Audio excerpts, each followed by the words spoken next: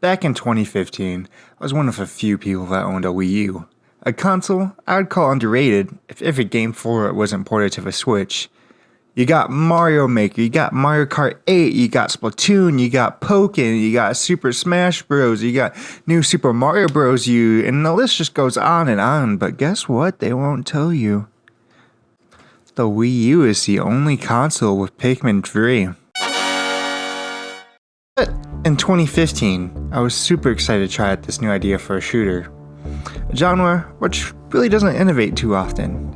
Splatoon overall has one of my favorite boss battles, one of my favorite soundtracks that, people either love or hate it, let's be honest.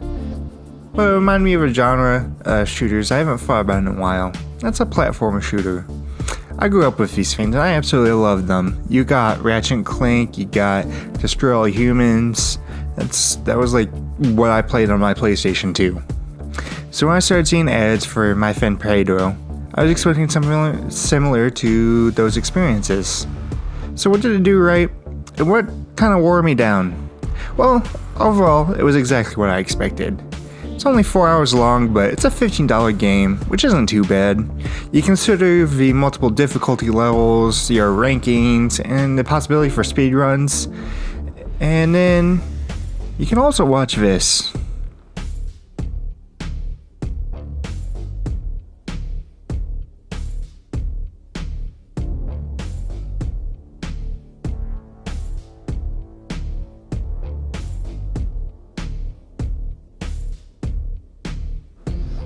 Doing that in the video game, I think that's worth $15.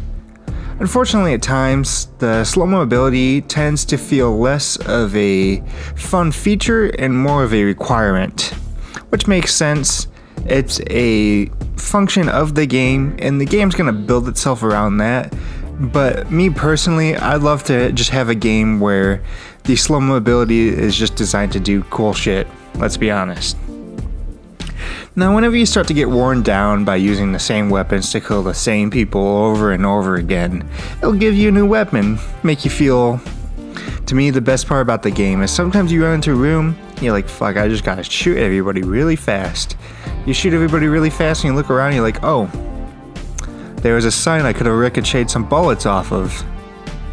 That sucks.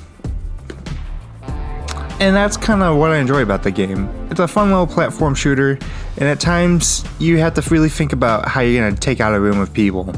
Now, it's nothing as crazy as Metal Gear Solid 5 with all the amount of ways to kill, but it's still quite an enjoyable experience. So for $15, I'm giving this game a 4.5 out of 7. The game is fun.